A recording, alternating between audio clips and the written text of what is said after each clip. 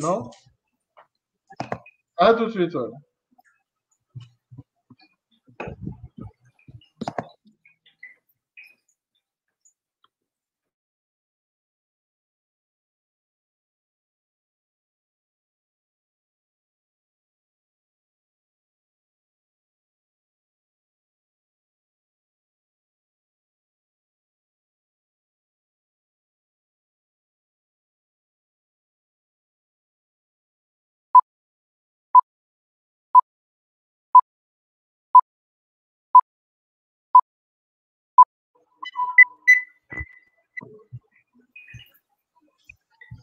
Eh bien, nous voilà réunis.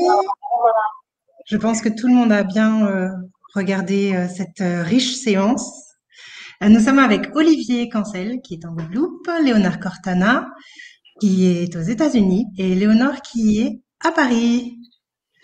Nous pourrions être rejoints par Paula Curie, mais elle semble avoir des problèmes de connexion. Donc voilà, on vous remercie d'être là et on attend vos remarques, vos questions. Oui, il y a un débat. On a hâte d'en discuter avec vous. On a beaucoup de thèmes possibles à aborder avec la richesse des réalisateurs qui sont là et on va essayer de commencer par vos questions.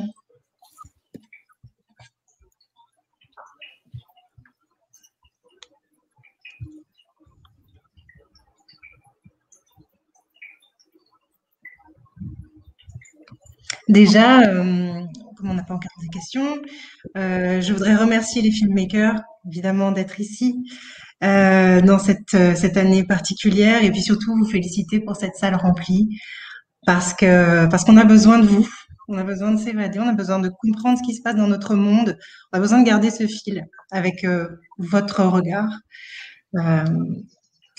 Voici Paola.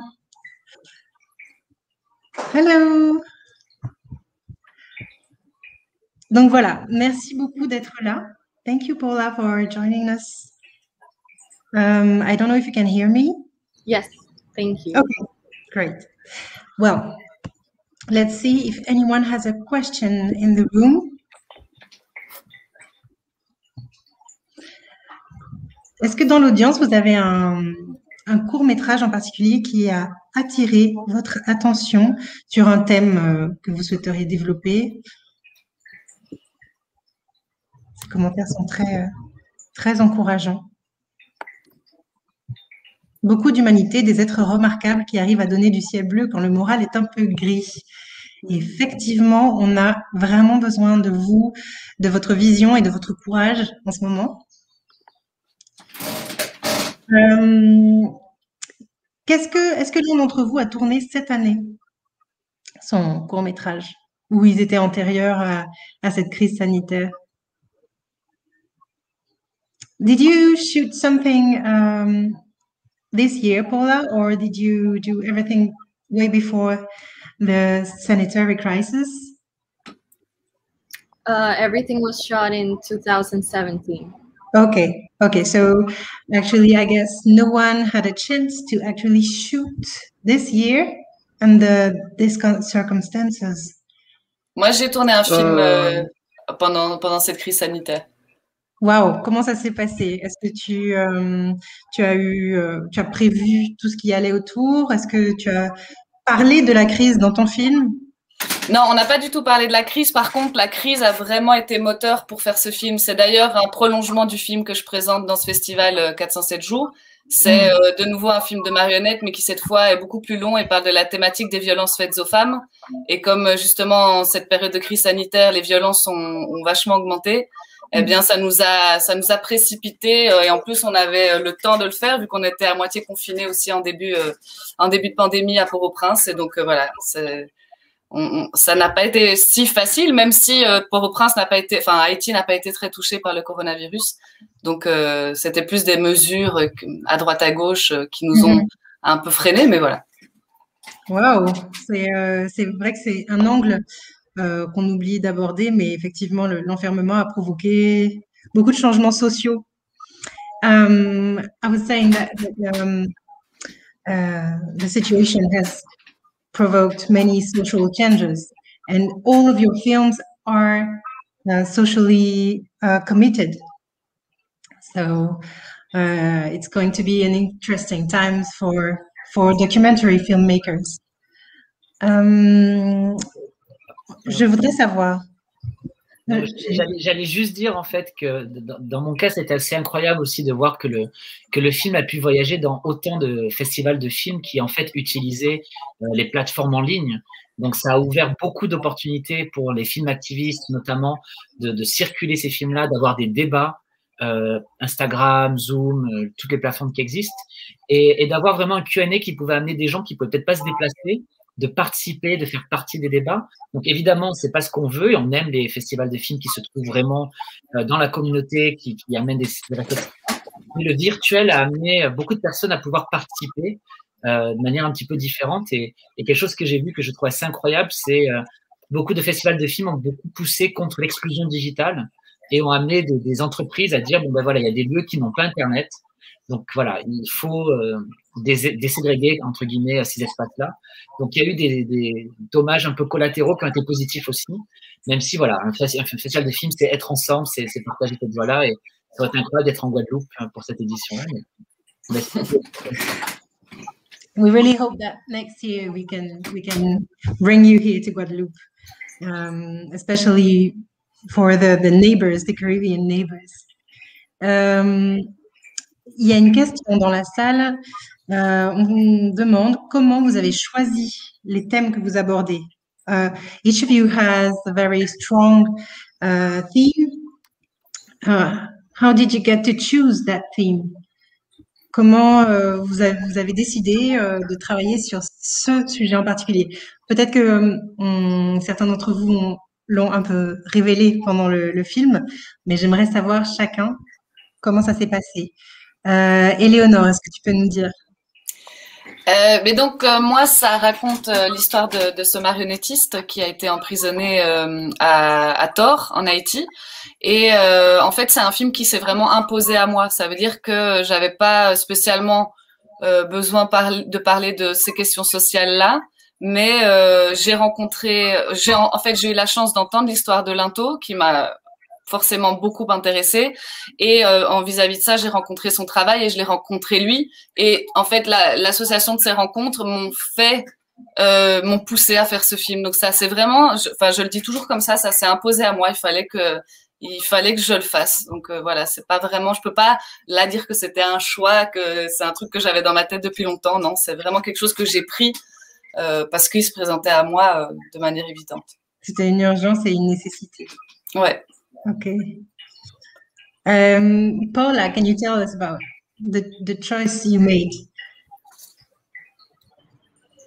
So I chose this theme because as a young Dominican woman myself, I felt very, very connected to the whole theme of teenage pregnancy and abortion, seeing that it is completely legal in Dominican Republic. And I believe I was 22 or 23 when I shot the film. I was a lot younger, so I always wondered what would happen to me if I were to be in that position, and especially what would happen to other girls and women who have no way of leaving the country, for example, if they have to get an abortion.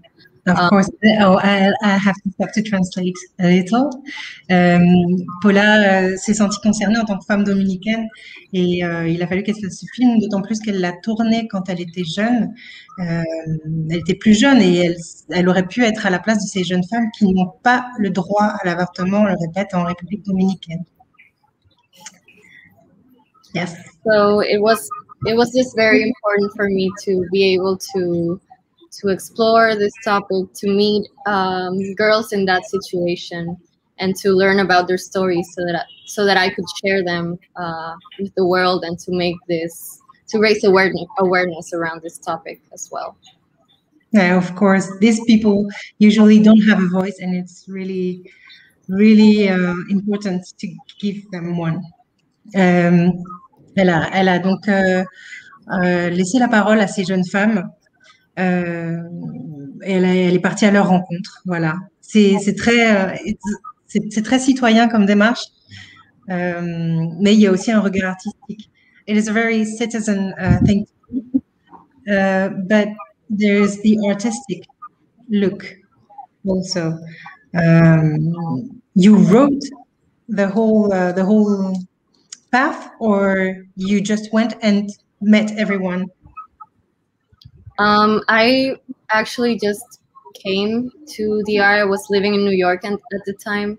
Okay. And unfortunately, it was very easy to find the girls that I met. I just had to ask around if there were any pregnant girls, and then the locals would introduce me to them, and I would ask them if they would allow me to interview them.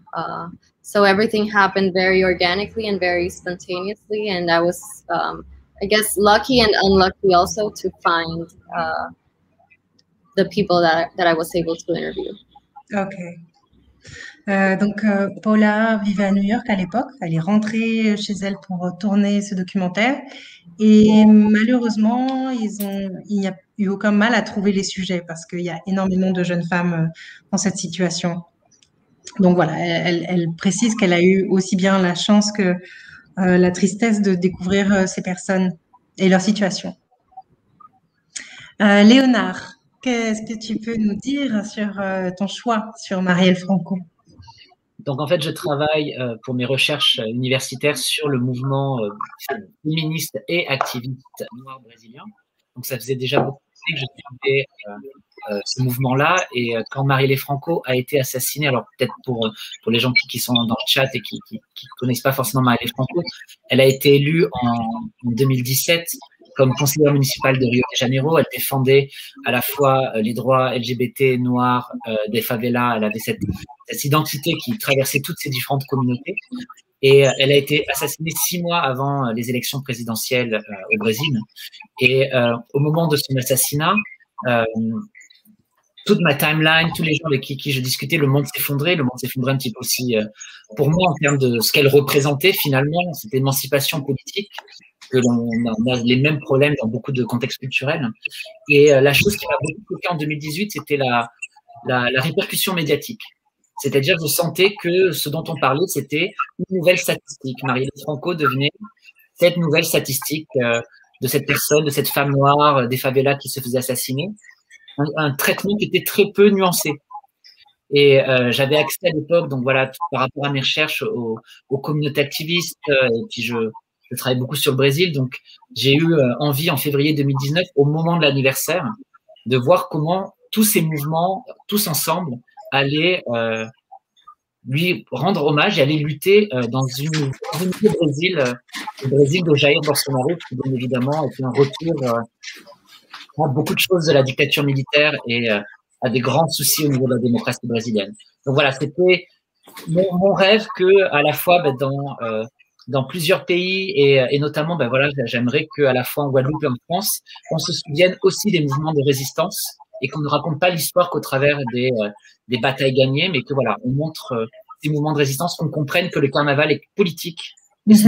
Seulement un moment de, entre guillemets, de joie et de dépassement, d'excès, mais il y a une vraie histoire du carnaval politique et voilà, c'était amplifier ces voix-là qui sont pas forcément amplifiées dans les médias traditionnels et avec cette responsabilité qu'on a quand on a accès avec ces communautés de porter le message et de distribuer tout ça et aussi d'avoir une résonance en Guadeloupe parce qu'il y a des grands mouvements activistes en Guadeloupe qui se passent en ce moment, pas activisme en place citoyen. Et j'espère que ça ouvre aussi une conversation en Caraïbes française sur les questions d'accès aux droits et de représentation intersectionnelle de tous ces mouvements activistes. Oui, c'est effectivement une problématique qui nous parle sur nos territoires aussi. Et le carnaval a été politique plus que jamais cette année. Donc, je pense que beaucoup d'Antillais auront reconnu des intérêts communs à l'histoire brésilienne et à la nôtre qui sont finalement très similaires, mis à part les dictatures militaires auxquelles on a priori échappé. Olivier, est-ce que tu peux nous parler de ce choix de parler de la soufrière qui a une résonance bien particulière en ce moment? J'ai été contacté par un musée en fait pour faire ce film. Donc, c'est pas du tout un choix personnel, en fait. Et, et j'ai été très heureux de faire ce film sur l'éruption de la soufrière. Enfin, perso, euh, j'étais pas, enfin, je savais que ça avait eu lieu. Je connaissais un peu la guéguerre entre Haroun Tazieff et son homologue qui lui avait pris sa place à l'époque. Tout le côté un peu politique de la question, ça m'était vraiment passé parce que c'est apparu bien 2 ans après avant ma naissance. Donc personnellement, je l'ai pas du tout connu en fait.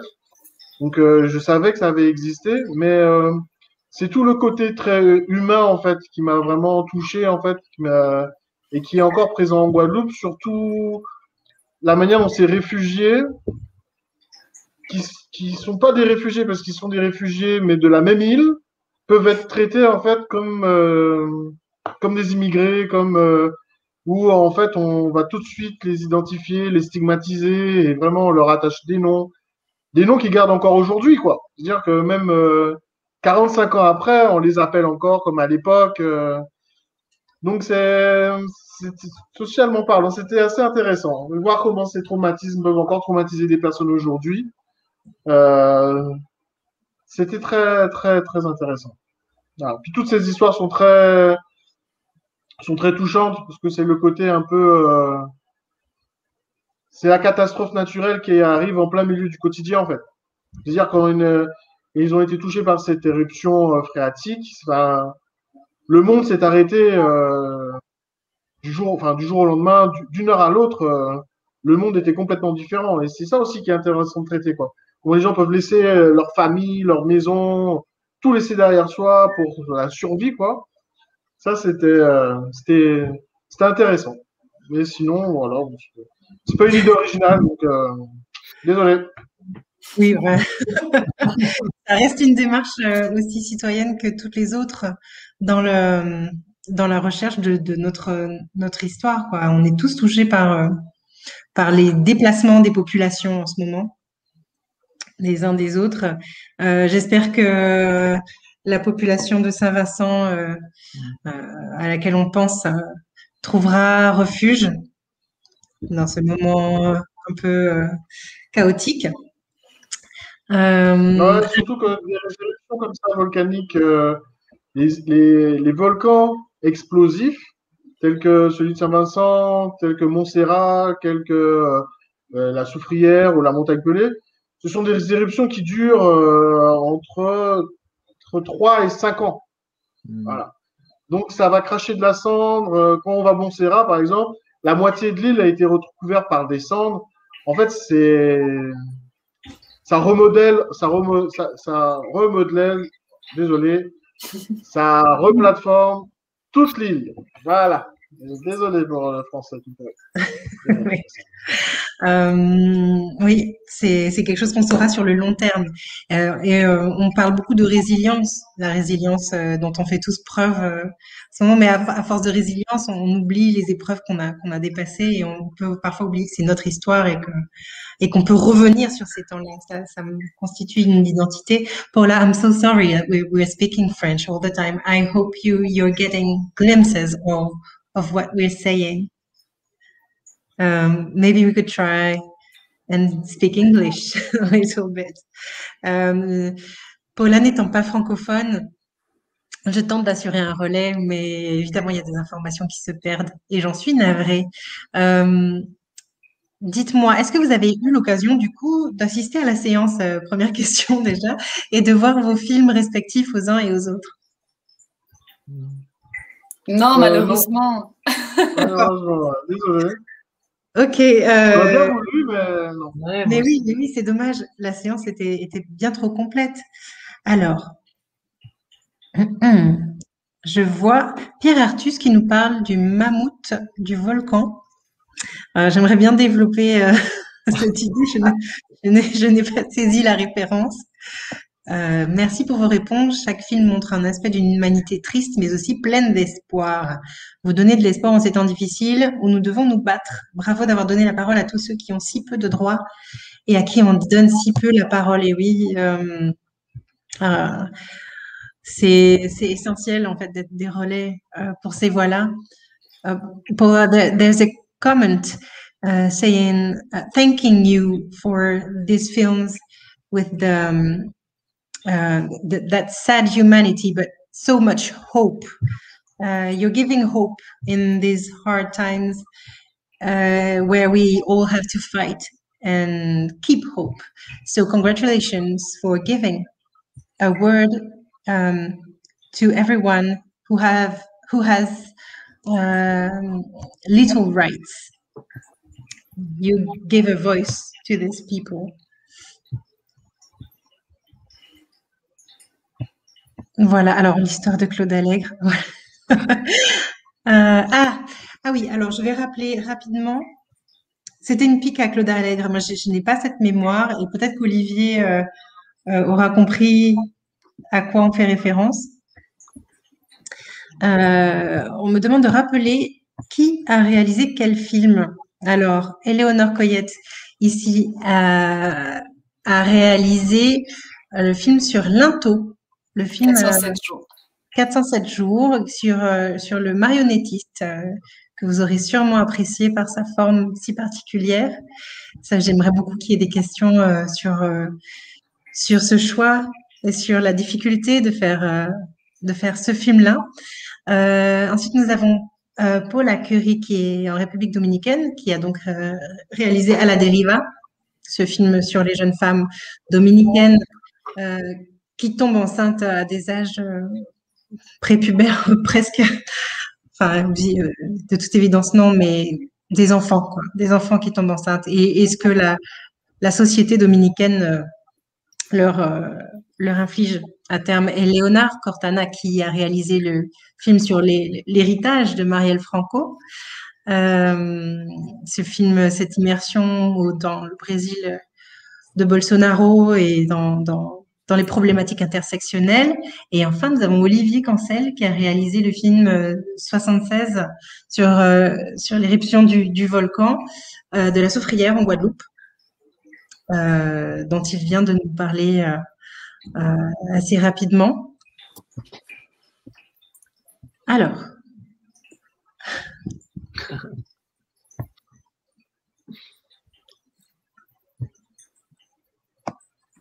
je vais continuer sur mes questions à Éléonore.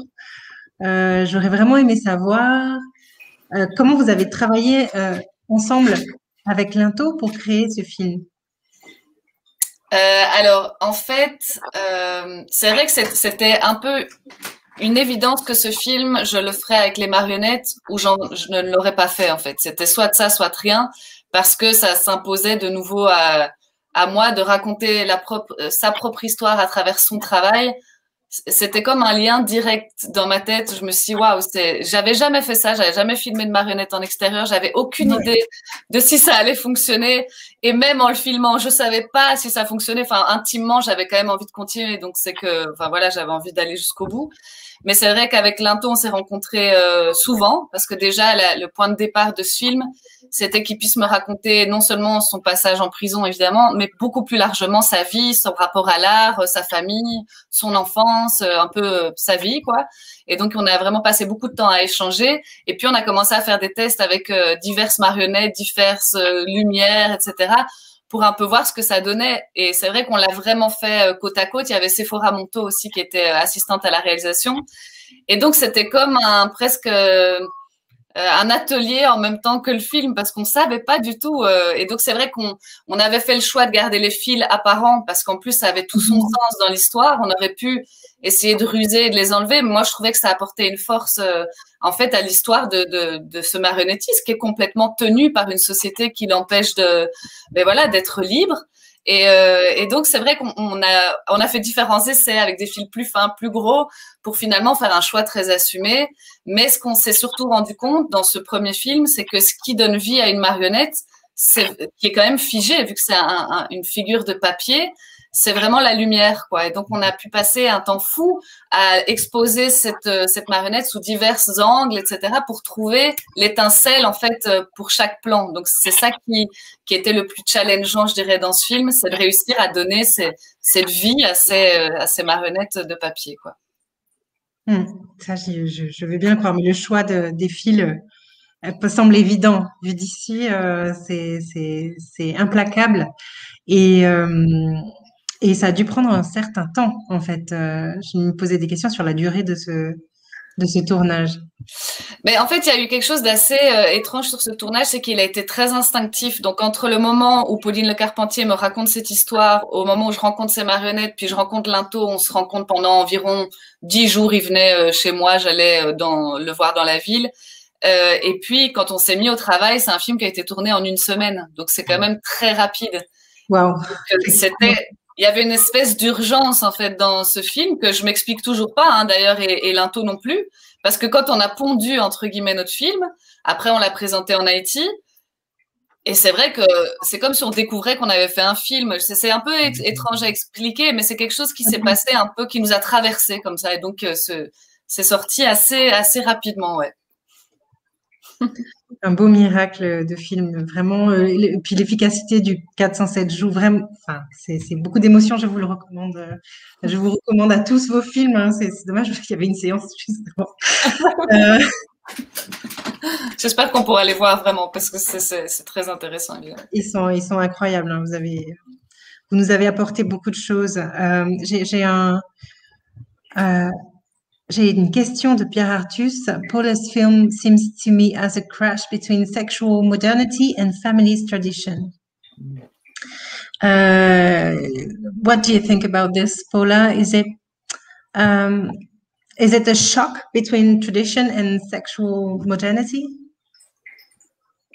Is that how you analyze your own society? I do think it's a society where a lot of opposing beliefs are constantly what govern, people and communities. So I think that it could be one way of interpreting it, because there's certainly a lot of hypocrisy with many of the actions that are taken here. With the church, for example, which plays a very big role in the country. However, it's also one of the institutions that have caused more harm in the country. Yes, you say it in the film. Yes. So that's one big example of how there's a lot of they're constantly trying to hide,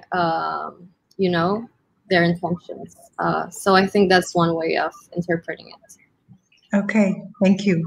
Effectivement, c'est une façon de voir les choses, mais il y a aussi quelque chose de très hypocrite dans cette société dominicaine où l'Église a une grosse mainmise sur la société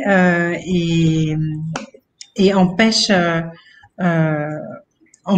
libération de certaines lois, empêche le vote de certaines lois.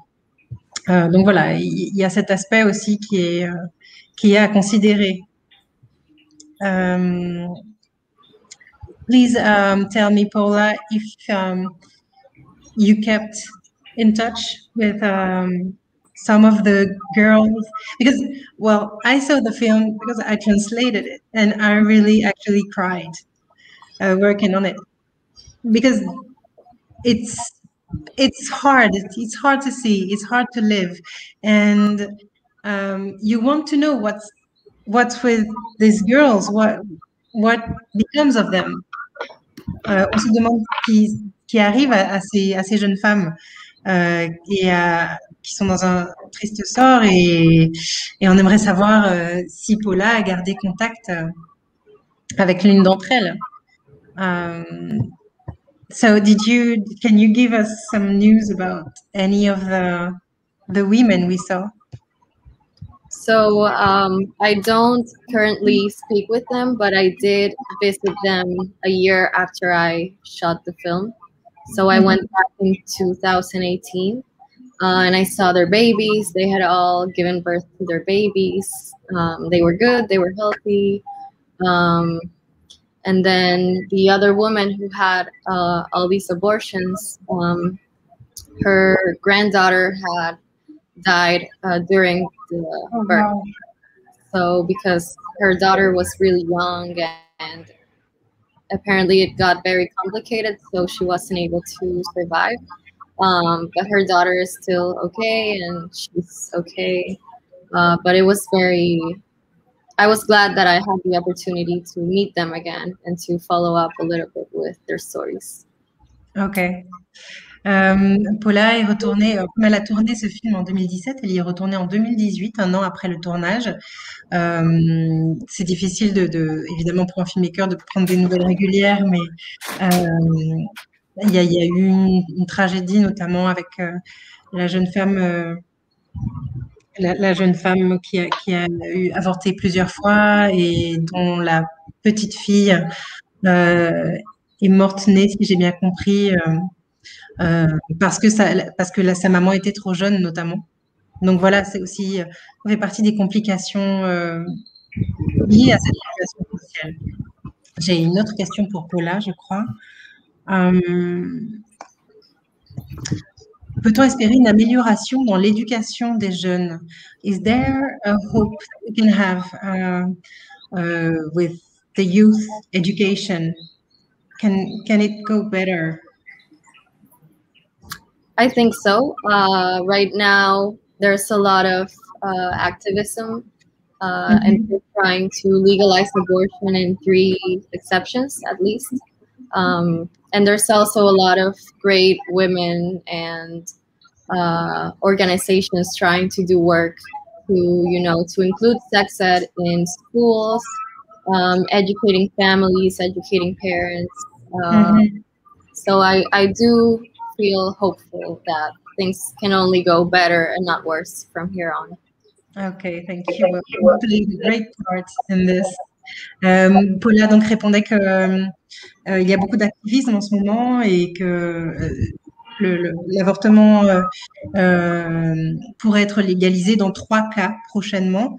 Il y a des femmes qui se battent au quotidien pour ça, pour intégrer l'éducation sexuelle au programme, à l'école pour les jeunes, qui font du travail auprès des familles, d'éducation aussi. Donc, on peut espérer un changement positif. Alors, il y a énormément de questions d'un coup. Que ces témoignages puissent être présentés en milieu scolaire, là où le quotidien désespère, pour montrer que le courage de se battre permet de lutter contre les pouvoirs imbéciles. Merci à toutes et tous. Je ne sais pas si vous voyez la fenêtre de chat, chers réalisateurs, réalisatrices. Ah ouais.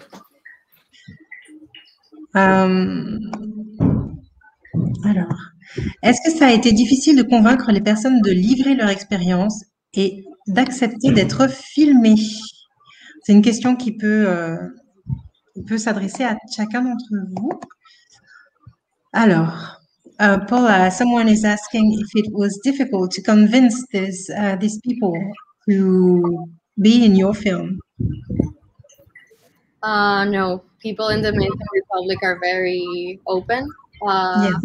to strangers, and also I was a local, so I think they were able to trust me quicker because of that. Because I'm not, a foreigner. I think also being female was something that allowed them to be a lot more open with me in these experiences, because we did talk about very intimate themes. And then the woman who had the abortions didn't want to appear on screen at the beginning, and I respected that. But then she thought it through and she told me, you know what, I do want to show my face. And I respected that also. Okay, that's a brave thing to do. Yeah. Oui, pour Paula, ça n'a pas été particulièrement difficile parce que les Dominicains sont assez ouverts. Et puis le fait d'être une Dominicaine elle-même et d'être une femme a permis un accès à l'intimité des sujets un peu plus facilement. Au début, la femme qui a eu plusieurs avortements ne souhaitait pas témoigner à visage découvert, mais elle a changé d'avis. Et elle a fini par apparaître dans ce film. Et commentaire personnel, quelque chose de courageux de sa part. Éléonore, comment ça s'est passé pour toi pour avoir ces témoignages? En fait, moi, tant que j'avais pas établi un contact avec Linto, un vrai contact, le film n'était pas du tout décidé, donc il n'y avait pas à le convaincre. Je dirais que ça a été un processus. On s'est rencontrés pour voir si on s'entendait bien. Et puis, il s'est révélé qu'on s'entendait très bien et il venait très régulièrement chez moi. Il est même venu avec d'autres gens, etc. Et en fait, je sais pas, ça s'est construit sur cette base de confiance-là. On s'est raconté, je lui racontais aussi des trucs de ma vie.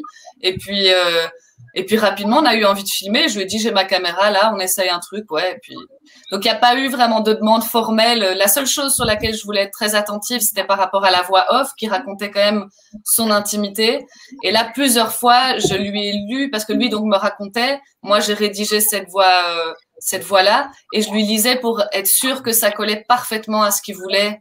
À ce qui allait sortir de sa bouche, en fait, finalement, même si ça restait sa marionnette. Et là-dessus, on a pris vraiment du temps pour être tous les deux d'accord. Ok, c'est une histoire de complicité et de confiance. De confiance, c'est ça. Et Léonard, j'ai fait dans l'ordre, hein, désolé Olivier, je vais inverser la prochaine fois. Non, il n'y a pas de souci. Léonard, tu as eu accès quand même à des personnalités très populaires. Comment s'est passée cette approche? C'est vrai, donc la question d'accès, ça a été une question très, très importante. Donc, je suis pas brésilien. Ça fait quelques années que je travaille sur la question des mouvements activistes au Brésil et à Rio de Janeiro en particulier. Mais je pense qu'il y a eu plusieurs choses en même temps. La première, quand je suis arrivé en 2019, j'ai quand même passé un mois entier à faire partie de ces conversations-là, à écouter, à avoir le privilège de faire partie de ces espaces parfois même non mixtes, hein, où j'étais le seul homme, par exemple, dans des espaces féministes, et tu vois, on apprend beaucoup. On apprend beaucoup dans le sens où on apprend notamment à écouter, mais aussi à construire qu'est-ce qu'on a le droit de dire, comment on crée un documentaire en collaboration avec les communautés activistes. Et évidemment, il y a des choses qui résonnent beaucoup avec le contexte français et guadeloupéen que je voulais absolument explorer, parce que ce film-là, c'est pas un film pour les Brésiliens d'abord, c'est un film pour l'extérieur, c'est un film didactique qui veut expliquer la situation au Brésil et qui veut ouvrir des conversations dans d'autres lieux. Le film a circulé en Inde, par exemple, aux États-Unis, dans quelques pays d'Europe, et l'histoire de Marielle, ce qu'elle représentait, tous les combats qu'elle représentait, représente aussi les combats actuels qui sont dans ces pays-là. Donc, j'ai expliqué cette démarche-là. J'ai travaillé en collaboration avec 2 femmes noires de Rio de Janeiro qui ont un accès aussi aux communautés dans certains lieux qui étaient prédominés par le mouvement féministe.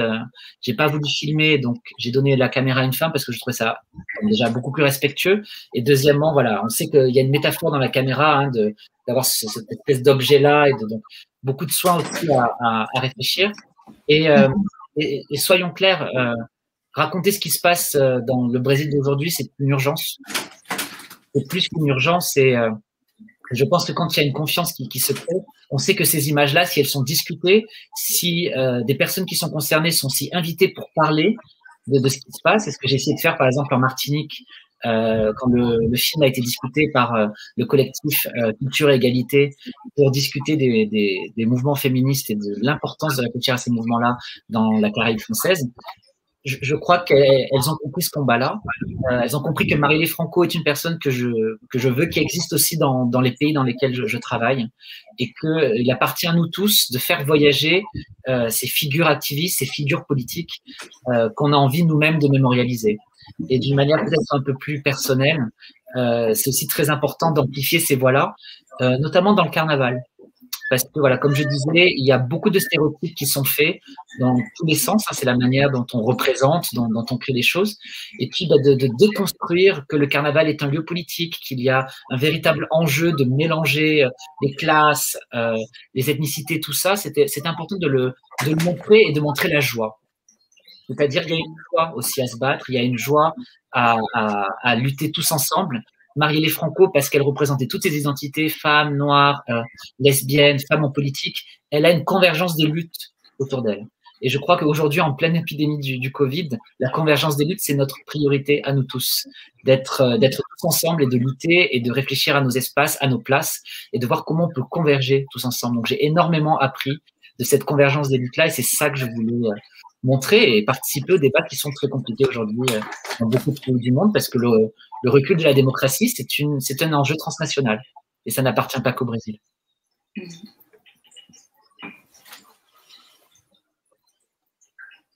Je crois que Pauline est... Et frise. C'est même pas si elle a un mot français. Ah, non, c'est pas elle lui a donné le virus. Donc voilà, la technologie. Mais du coup, j'imagine que le public est toujours là, donc Olivier, tu peux peut-être continuer. Je sais C'est quoi pas. la question déjà? La question d'accès avec les communautés, la puissance. Mince. Ah, si ça a été compliqué pour moi de faire intervenir les gens sur ce film. Exactement. Non, pas du tout. Parce qu'en fait, ils sont tous traumatisés par. Toutes les personnes qui ont subi l'éruption en 76 sont encore à ce jour marquées, on va pas dire traumatisées, mais marquées par cet événement. Et tout ce qui est en lien avec cet événement de 76, que ce soit les populations qui ont accueilli les immigrés ou les personnes qui ont été obligées de quitter leur logement, ça reste frais dans leur esprit. Et comme il n'y a pas eu de film qui a été fait là-dessus, c'est vrai, ou à ma connaissance très peu, s'il y a un réalisateur qui en a fait un et qui me voit, je suis désolé, mais c'est pas, ils avaient vraiment envie d'en parler, quoi. Ils avaient vraiment, il y a eu vraiment une envie d'en parler parce que ça reste quelque chose qui les a marqués, en fait. Voilà. Donc, toutes les personnes que j'ai contactées, j'ai eu 100% de réponses favorables, et toutes les personnes que j'ai contactées pour témoigner font partie du film. Donc, j'ai eu aucun refus. Heureusement, parce qu'en soi, le film en lui-même, il a été fait à partir du premier repérage jusqu'à la version finale livrée. Il y a eu 1 mois et demi, en fait. Donc, il s'est tourné pas aussi vite que le film avec les marionnettes. Tu m'as dit que tu l'as fait en 1 semaine. Bon, 7 jours de courage, je ne peux pas rivaliser. Mais je sais. On est monté en 1 mois. Voilà. Ouais, c'est balèze, parce que moi, après, il y a la post-prod derrière qui a pris beaucoup plus de temps. Mais les 7 jours de tournage, ouais, c'était 7 jours. Je me reconnais dans ce que vous dites, l'importance de libérer la parole, non, moi, donc c'était les 3 semaines d'événements pour les 1 an de l'assassinat de Marielle Franco, et d'être tous les jours, de voir tous ces événements-là et de donner aussi, grâce au documentaire, une chance aussi aux gens de se poser, de réfléchir, de discuter. Parce que comme on sait, quand on crée, quand on fait le carnaval ou quand même on est dans des mouvements activistes, on n'a pas le temps parce qu'on est sans cesse. Et j'ai eu l'impression que la caméra permettait aussi un moment de se poser, de réfléchir à ce qu'on faisait, d'avoir une présence extérieure, même s'il y avait beaucoup d'autres caméras, parce que le carnaval, c'est ce qui est le plus montré du Brésil. Mais voilà, en tout cas, dans les relations que j'ai pu créer un peu plus de confiance avec les communautés et les personnages qui ont habité le film, il y a eu ce moment-là de libération de la parole et de prendre le temps de réfléchir à tout ce qui se passait, parce que tout allait tellement vite. Et oui, ce qu'a fait Bolsonaro, c'était aussi très très rapide de tout détruire dans ses premiers mois de règne au Brésil. Donc voilà, j'avais vraiment senti ça. Est-ce que vos films ont beaucoup circulé dans d'autres festivals ou Le mien, c'est le premier. Ah, félicitations. Merci. Ouais, moi, il a un peu J'ai circulé. des gros problèmes parce que du coup, ce film a énormément d'images d'archives en fait dedans. Il est très fourni, on va dire. On a un vrai goût de 76. C'est très très prononcé quoi.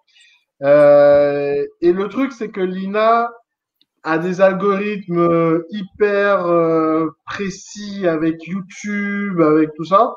Donc le seul lien et le film fait 26 minutes, donc il est un peu lourd pour mettre sur Vimeo. Donc je suis obligé d'acheter un abonnement sur Vimeo rien que pour ce film-là si je veux le présenter en festival en fait.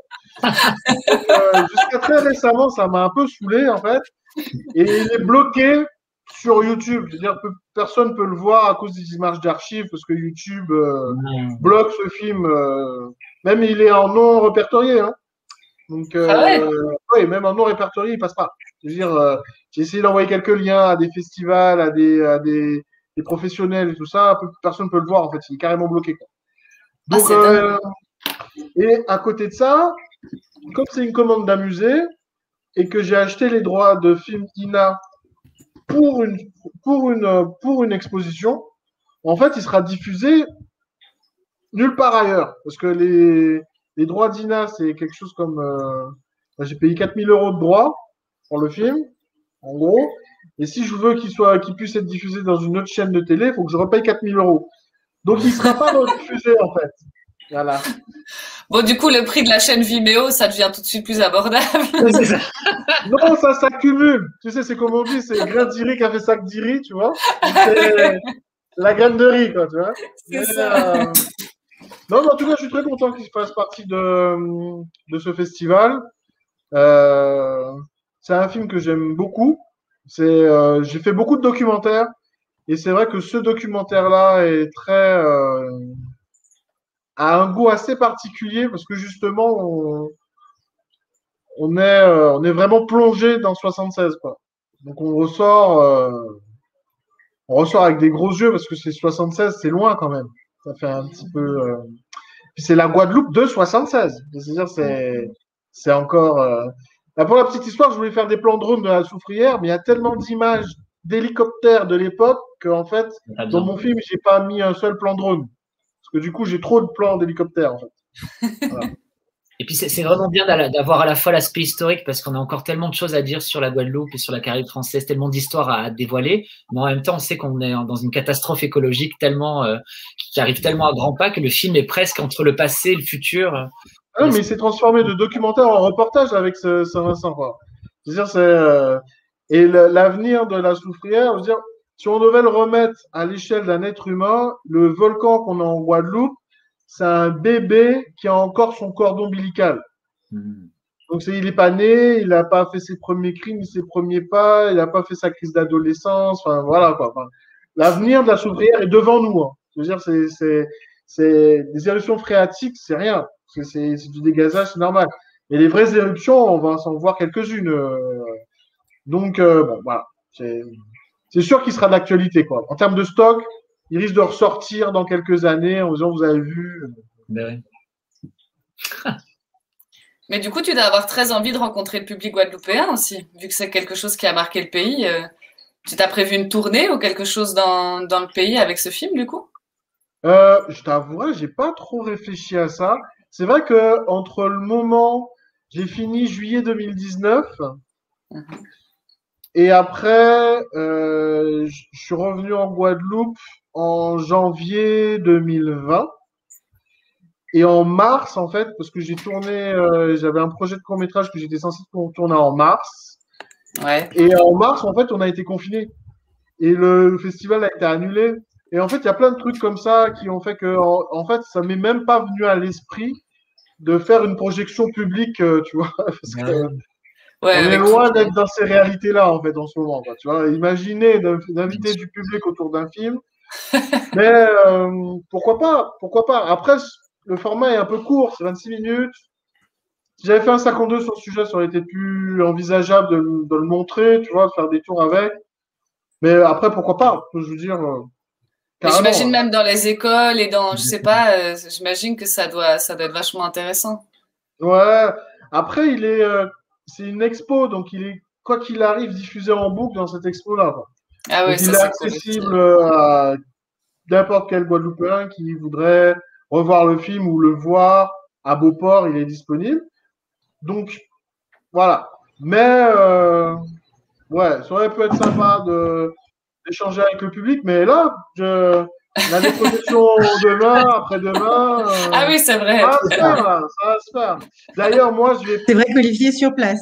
Voilà. Ouais, ça, c'est cool. Justement, chanceux. Voilà, je vais partir, en fait, parce que j'habite Saint-François, il est 17h15, et la cérémonie d'ouverture est à 18h30.